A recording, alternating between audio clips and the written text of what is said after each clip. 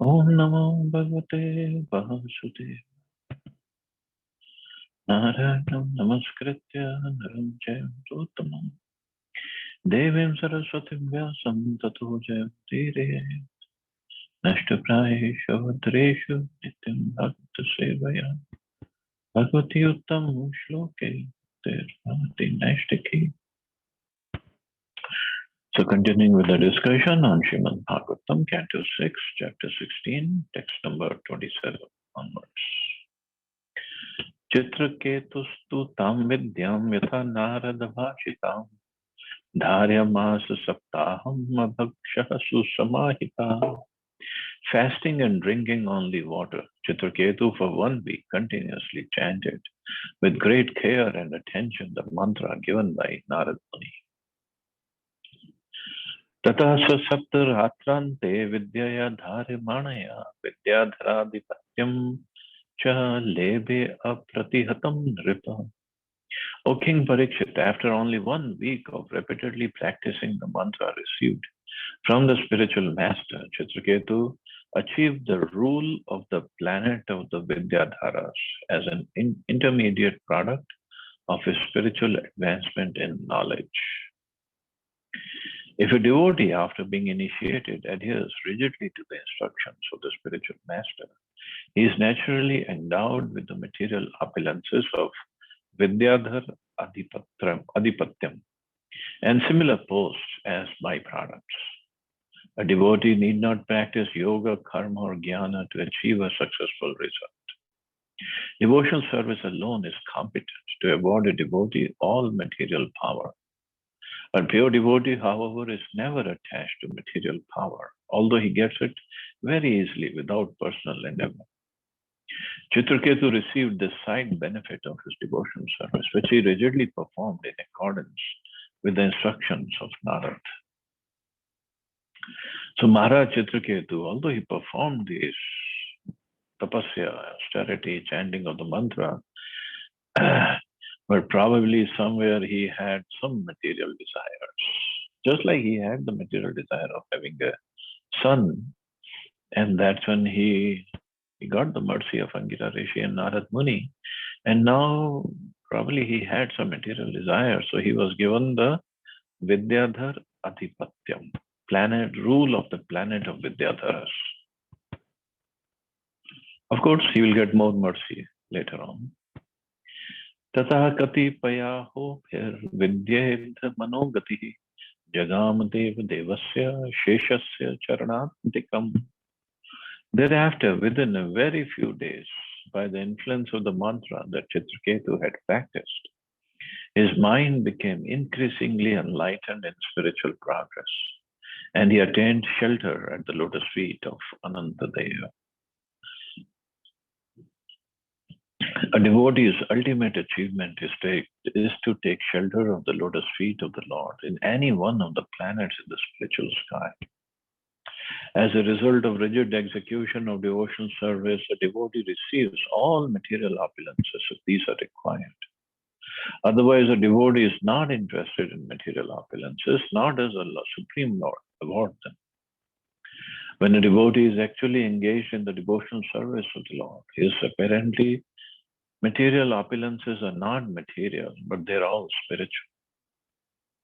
So that, even Srila Prabhupada, he came to America and then he started the movement and he had 108 temples. When he left his body, he had thousands of disciples. In every temple, he had so many disciples, so many carts were there in every temple. And restaurants, farm communities, books.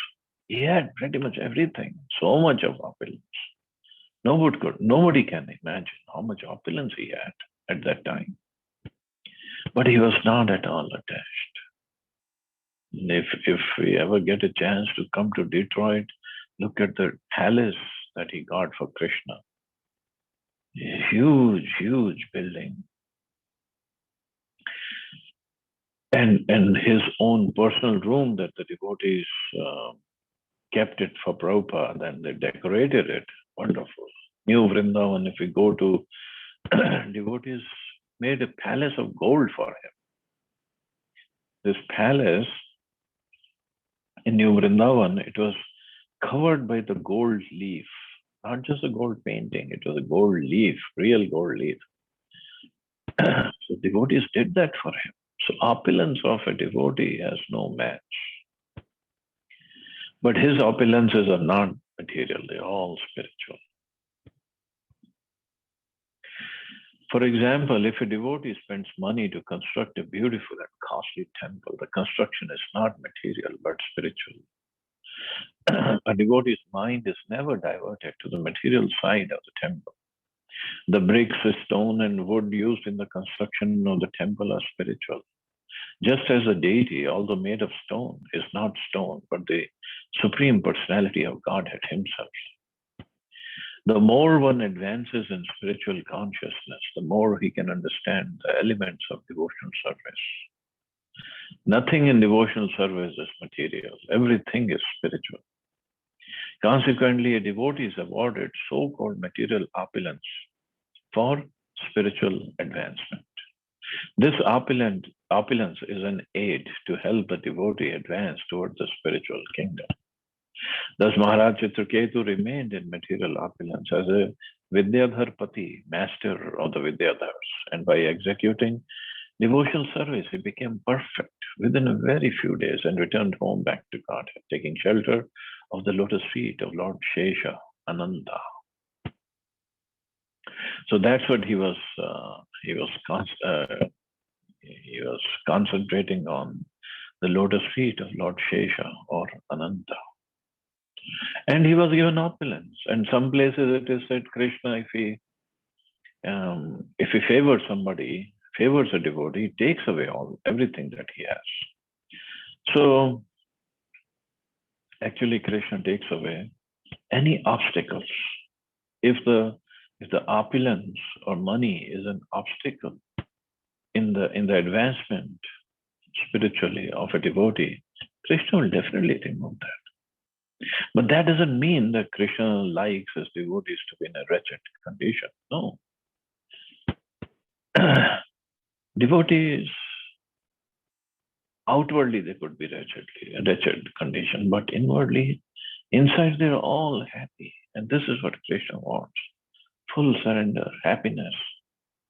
Let them have pleasure in engaging in devotion service.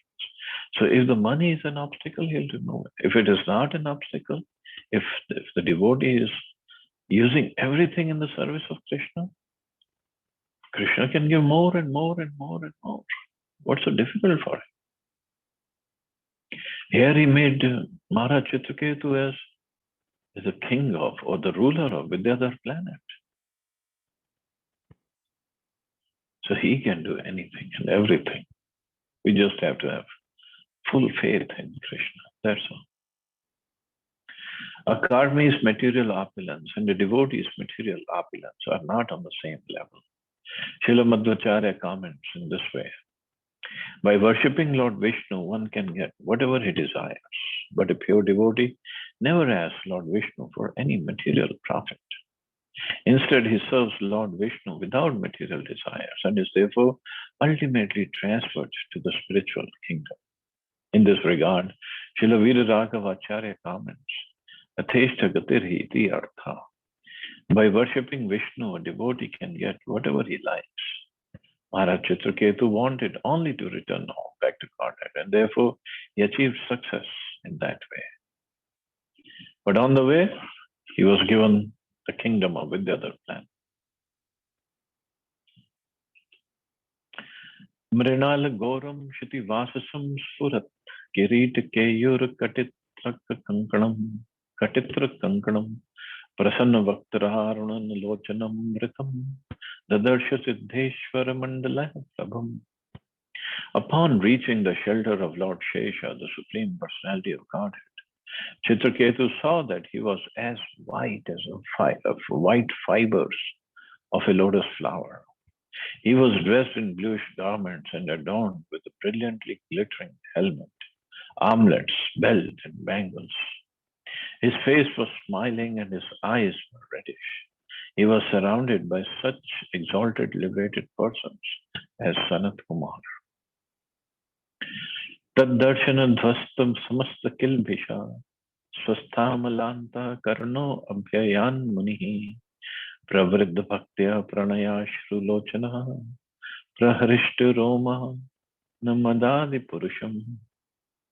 As soon as Maharaj Chitraketu saw the Supreme Lord, he was cleansed of all material contamination and situated in his original Krishna consciousness, being completely purified. He became silent and grave, and because of love for the Lord, tears fell from his eyes and his hair stood on end. With great devotion and love, he offered his respectful obeisances unto the original personality of Godhead. The word Tad Darshan Dhvasta Samasta Kilbisha is very important in this verse. If one regularly sees the Supreme Personality of Godhead in the temple, one will gradually be disinfected of all material desires simply by visiting the temple and seeing the deity. When one is freed from all the results of sinful activities, one will be purified. And with a healthy mind completely cleansed, he will increasingly make progress in Krishna consciousness. So Tad Darshana Dhvasta Samasta Kilbisha. So this is the result of taking darshan of the Lord, going to the temple, taking darshan of the Lord. That's why when we talk about the Navda Bhakti, Shravanam, Kirtanam, Vishnu Smaranam, Pada Sevanam, Archanam, Vandanam, Dasyam, Sakyam, Atma Nivedanam. In that Navda Bhakti, there is no mention of taking darshan of the deity. It talks about Archanam and Vandanam and Pada Sevanam and everything, service. What about taking darshan? So to cover that, Jiva Goswami writes in one of his Sandarbhas that Ikshanam means going and just taking darshan. That should be the 10th process of devotional service. And what happens when one takes darshan? His heart is cleansed of all the material desires, because only thing that he can desire at that time or afterwards is just to serve the deities. And that is why Prabhupada had such a high standard of deity worship in ISKCON, whether it is dressing the deities, garlanding the deities, putting on new ornaments, cleansing the altar, changing the dress every day 2 times. So many instructions and regulations are there, rules are there for deity worship, because people, when they come and take darshan of the deity, everything that is bothering in the heart will go away. People do get attracted to the deities.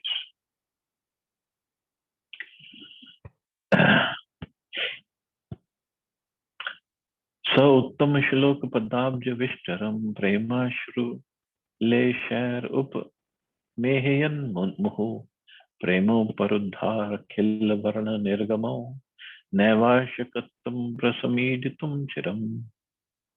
With tears of love and affection, Chitraketu repeatedly moistened the resting place of the Supreme Lord's lotus feet. Because his voice was choked in ecstasy for a considerable time, he was unable to utter any of the letters of the alphabet to offer the Lord suitable prayers. So he was in the stage of Bhav Bhakti, Prema Bhakti. He just got into, ecstasy, so much of ecstasy that his voice was choked up. All the letters of the alphabet and the words constructed by those letters are meant for offering prayers to the Supreme Personality of Godhead. Maharaj Chitraketu had the opportunity to offer prayers to the Lord by composing nice verses from the letters of the alphabet. But because of his ecstasy, for a considerable time, he could not join those letters to offer prayers to the Lord.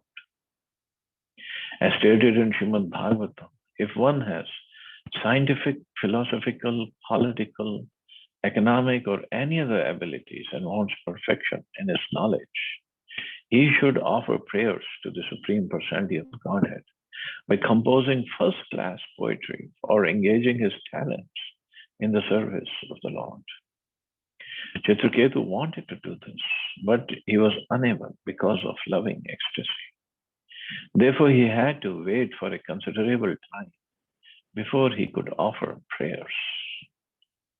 So we can only imagine when Chitraketu saw the Supreme Lord, he was in so much of ecstasy, his voice choked up, and he must be crying also, tears must be flowing from his eyes. So he could not offer prayers properly.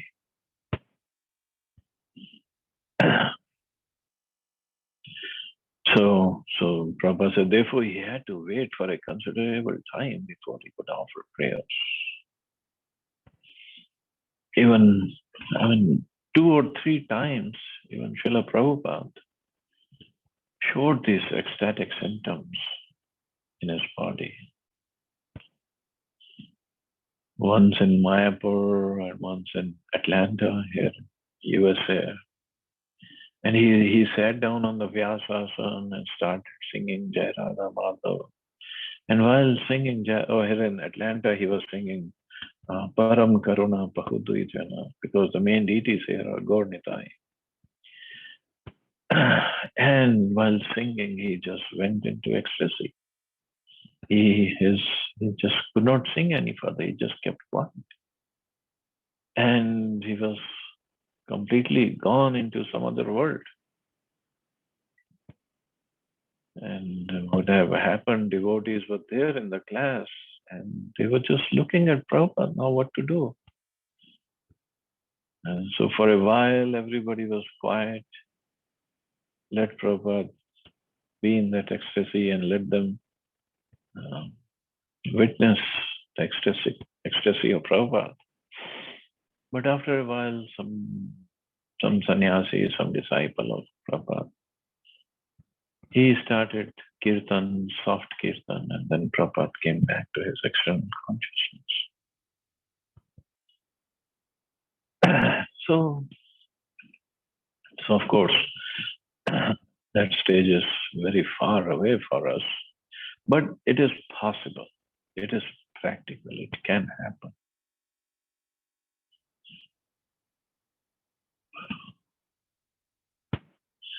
Tata samadhaya mano manishya babhash etat pratilabdha vagaso niyamya sarvendriya bhaya vartanam jagat gurum sattvat shastra vigraham.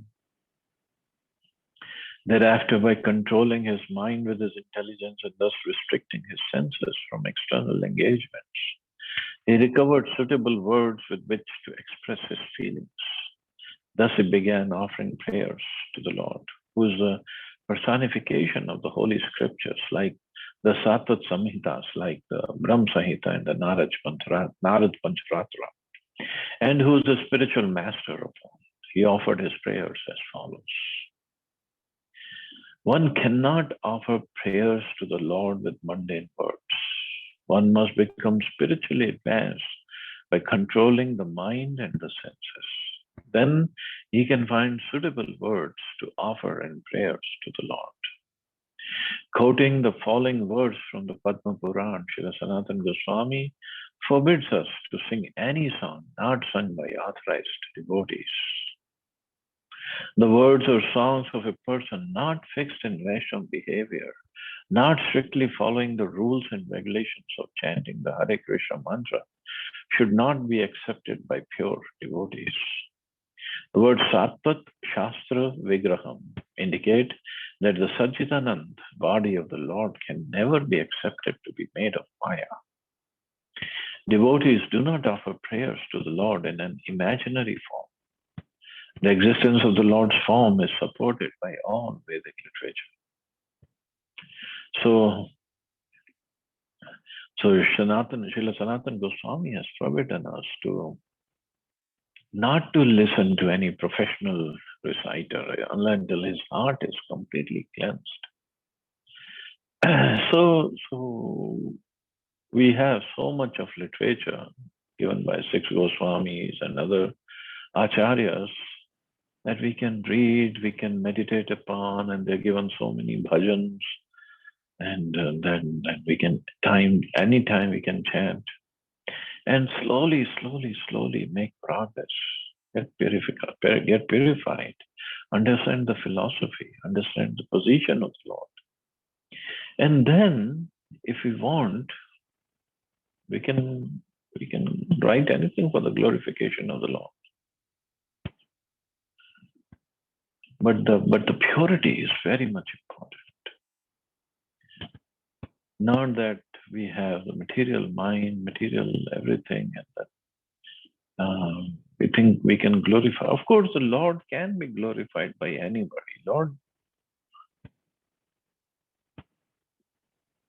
that's between the Lord and the devotee. But if the philosophy is not clear, we can make mistakes. That's where the problem is. Lord might not mind, but the devotees, the acharyas, they do, because they want everybody in the same, on the same page, like they say. Like philosophically, one should be properly situated.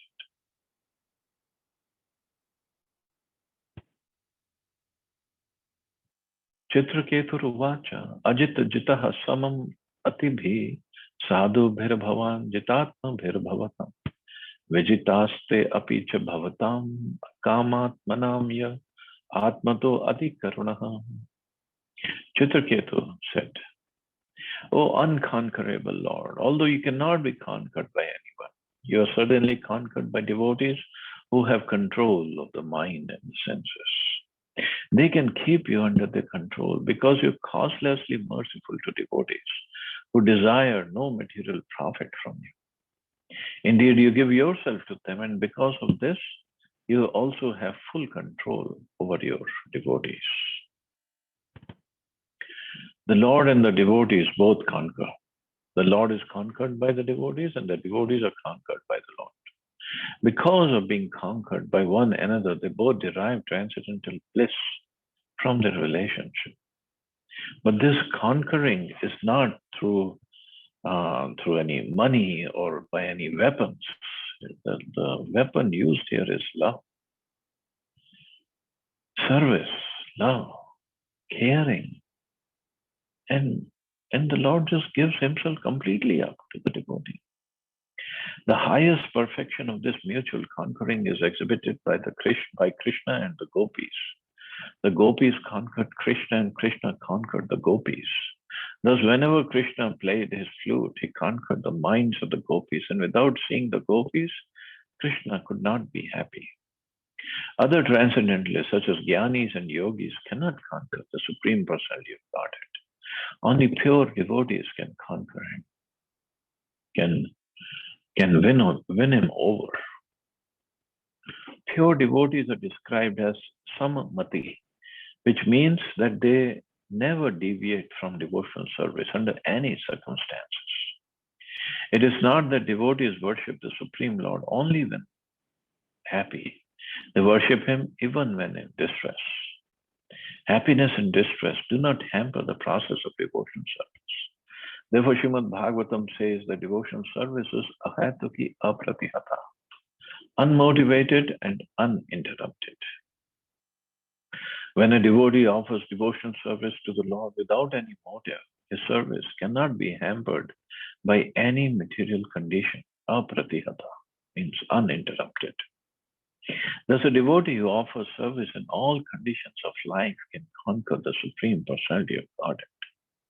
And there are so many stories with devotees, although going through material difficulty, whether it is physical or financial or social or any other kind of difficulty, but he still keeps on rendering service to the Lord, and the Lord is so pleased with the devotee that he himself appears or he himself takes away the problems of the devotees.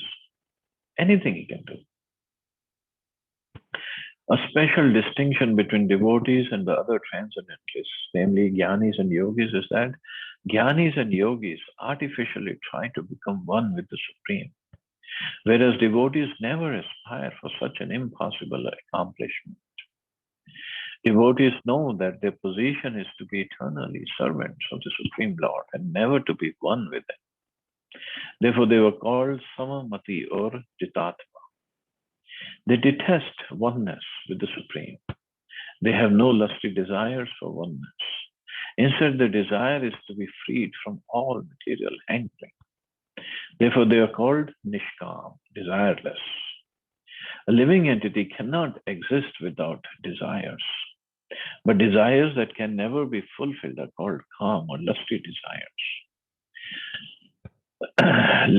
Because of lusty desires, non-devotees are deprived of their intelligence. Thus, they are unable to conquer the Supreme Lord. Whereas devotees, being freed from such unreasonable desires, can conquer the Lord. So lusty desires doesn't mean only the way that we know. Lust means any way we want to satisfy our senses materially. That's all lust. Such devotees are also conquered by the Supreme Personality of Godhead because they are pure, being free from all material desires. They fully surrender to the Supreme Lord, and therefore the Lord conquers them. Such devotees never aspire for liberation. They simply desire to serve the lotus feet of the Lord. Because they serve the Lord without desires for remuneration, they can conquer the mercy of the Lord. The Lord is by nature very merciful, and when He sees that His servant is working without desires for material profit, naturally He is conquered. Devotees are always engaged in service. All the activities of their senses are engaged in the service of the Lord. Because of such devotion, the Lord Himself gives Himself to the devotees as if they could use Him for any purpose they might desire. Of course, devotees have no purpose other than to serve. When a devotee fully surrenders and has no aspiration for material profit, the Lord certainly gives him all opportunities for service. This is the position of the Lord when conquered by His devotees. So very, very sweet relationship between the Lord and His devotees. Devotees are conquered, Prabhupada again and again use this word conquered, or devotees sell themselves to the Lord. Like, Lord, you use me whichever way you want. And the Lord also sells Himself to the devotees. You use me, you take me wherever you want to take me. You give myself to anybody that you want. And that's how devotee makes other living entities devotees. Because the Lord is completely bound by the love and service of the devotees. And that's a very, very sweet and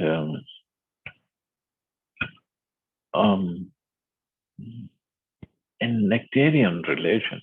It's not like other faiths where there's, oh Lord, you're my Father, just give me my daily bread. There is no relationship. There is no love there. Or they say, the Lord, you're very strict. You just don't let us go to hell, and otherwise, if we don't serve you, if we don't do worship, you're going to put us in hell. The Lord loves His devotees. The Lord loves His creation. He's not going to put us into hell eternally for the rest of the eternality. No way. But the devotion service, bhakti, has to be of that level where this relationship can be witnessed. Anyway, we'll stop here. See anybody has any questions or comments.